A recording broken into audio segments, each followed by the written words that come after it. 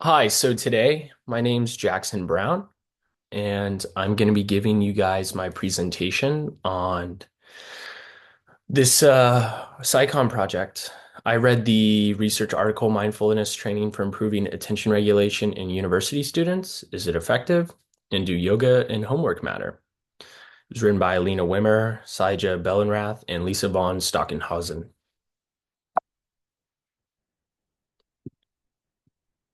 So some background on this student. They did research studies on the attention regulation of students, and they had findings to see what was effective, what helped them, and just the overall effect of attention on college kids and how that impacted them. So one thing they talked about was how attention regulation was really critical just for university students in general, showing up and for their academic success and obviously focus and being able to maintain their focus and mitigate a lot of the distractions they had is really important to getting your work done and being on top of assignments and just overall lifetime responsibilities. And it was interesting because college kids are kind of doing this for the first time. So it's very much like a learning in progress for most of the kids. Um, so something they said was a mindfulness training where people would like meditate, maybe even exercise. They showed this helped link and improve their cognitive functions and their ability, just overall capabilities to maintain attention, whether that be in class for assignments or just like daily attention span. Today we have like phones and so much stuff which distracts us, and our resistance to keep and maintain our attention has somewhat dwindled over the years, especially kids now with phones. I know I struggle a lot with maintaining attention on things because I've got something buzzing in the background or I'm scrolling all the time. So they put an emphasis, they talked about this emphasis of mindfulness training, which really improved your cognition and obviously attention.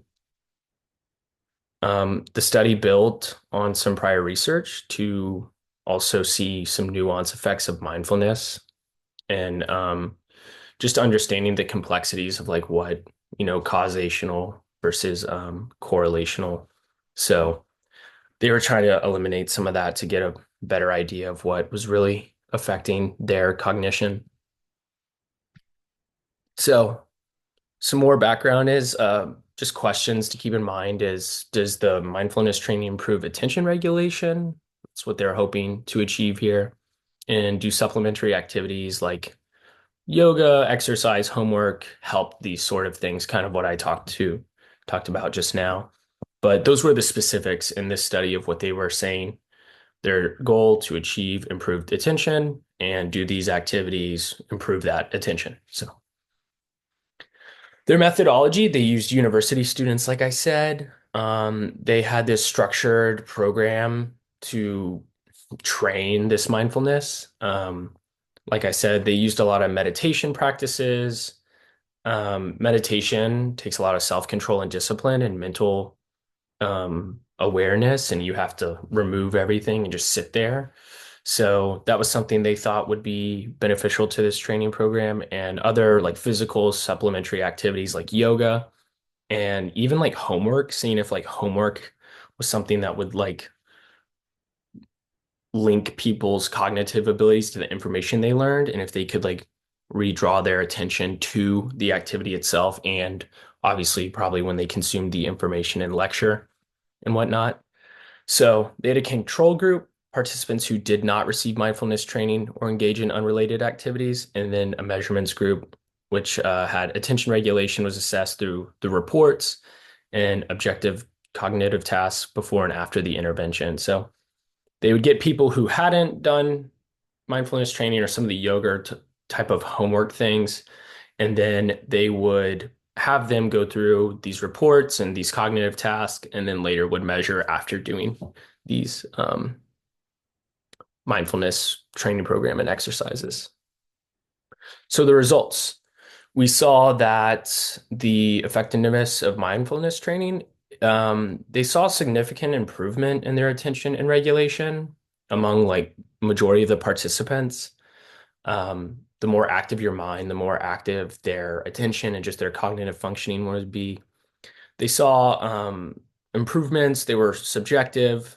Their what they felt like they could focus, how well they could focus, and also objectively, just they performed better on their on attention-based tasks and things like that, which just was showing how the mindfulness training was uh, paying out their work.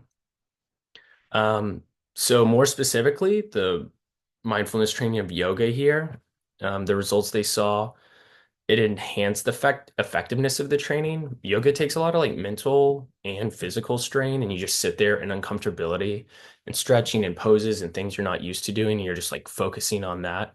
So it was particularly beneficial, obviously, for your body awareness because of just the nature of the exercise and overall your mindfulness, because you're kind of building some discipline of mindfulness while you're doing yoga because yoga is really hard and it can take a lot of energy, um, mentally and physically.